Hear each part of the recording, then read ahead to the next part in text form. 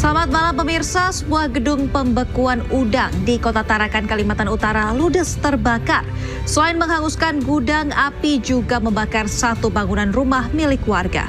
Bersama saya Aulia Wardani, inilah Ayus Malam selengkapnya. Video seorang anggota Ormas yang memaki petugas keamanan perusahaan plastik di Bantar Gebang, Kota Bekasi viral di media sosial. Anggota Ormas tersebut marah lantaran tak terima diberi THR sebesar Rp20.000. Pelaku usaha di Kota Depok, Jawa Barat resah karena sejumlah organisasi masyarakat minta jatah uang tunjangan Hari Raya jelang Lebaran 2025. Ormas tersebut meminta THR dengan mengirimi surat ke pelaku usaha. Kapolres Lombok Utara membantah adanya intimidasi terhadap warga yang dituduh mencuri hingga akhirnya mengakhiri hidup.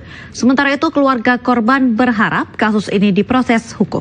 Tim investigasi gabungan menemukan senjata api yang diduga digunakan oleh oknum TNI untuk menembak 3 polisi saat menggerebek judi sabung ayam di Waikanan.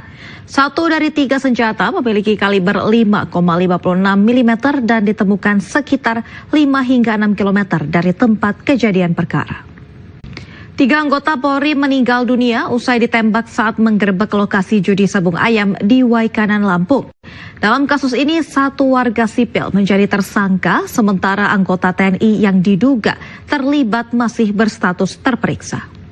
Kodam 2 Sriwijaya mengungkapkan hasil investigasi sementara dan olah TKP diduga ada motif uang terkait sabung ayam yang turut menewaskan 3 anggota kepolisian.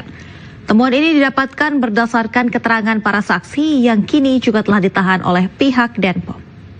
Anda kembali di Ayus Malam pemirsa, elemen mahasiswa berunjuk rasa di depan gedung DPR RI Senayan, Jakarta Pusat menolak pengesahan RUU TNI. Mereka menuntut dibatalkannya RUU TNI menjadi undang-undang.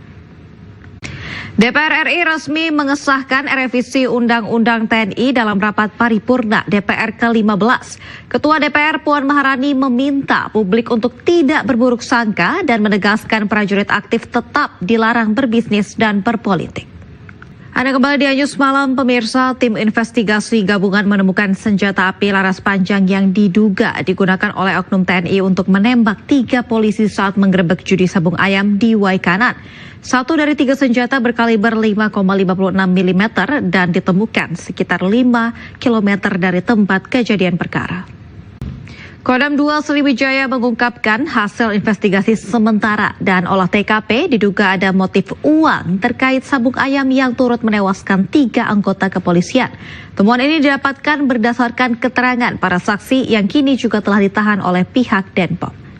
Kita beralih ke berita internasional pemirsa, 1 staf Perserikatan Bangsa-Bangsa tewas, sementara 5 lainnya terluka akibat serangan Zionis Israel di markas besar PBB di Deir al-Balah, Gaza, Palestina.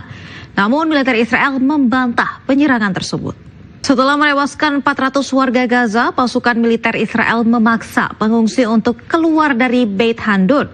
Para pengungsi terpaksa berlindung di barat kota Gaza dan Khan Yunis. Anda kembali di Ayus Malam pemirsa, debut Patrick Kluivert sebagai pelatih timnas Indonesia berakhir pahit. Raihan negatif ini didapat Kluivert usai Indonesia ditaklukkan Australia dengan skor 1-5 pada grup C putaran ketiga kualifikasi Piala Dunia 2026 zona Asia. Sementara itu, debutan lain timnas Indonesia yaitu Ole Romeni kecewa dengan kekalahan atas Australia meski mencetak gol.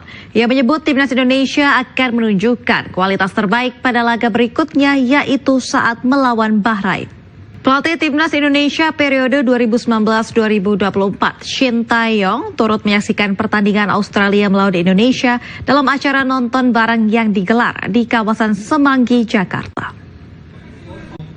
Jepang menaklukkan Bahrain pada laga grup C putaran ketiga kualifikasi Piala Dunia 2026 zona Asia. Hasil ini membuat Jepang kokoh di puncak klasemen sementara dan memastikan diri lolos langsung ke Piala Dunia. Dan informasi yang akan hadir sekaligus menutup Ayus Malam, cuplikan tayangan berita iNews dapat Anda saksikan di kanal YouTube @official_iNews. Mewakili kerabat kerja yang bertugas, saya Aulia Wardani, pamit undur diri. Terima kasih, selamat malam dan sampai jumpa.